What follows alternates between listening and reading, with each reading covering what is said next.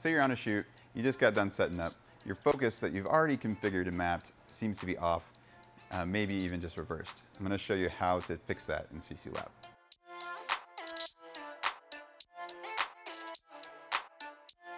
The fix for this is actually really simple. Let's go ahead and jump over into our hamburger menu, settings, fizz, make sure I'm looking at the correct lens, edit that, and I'm just going to say reverse.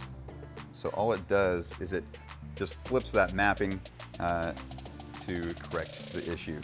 And it's already activated, you should be good to go. And to test it, it'll be really easy.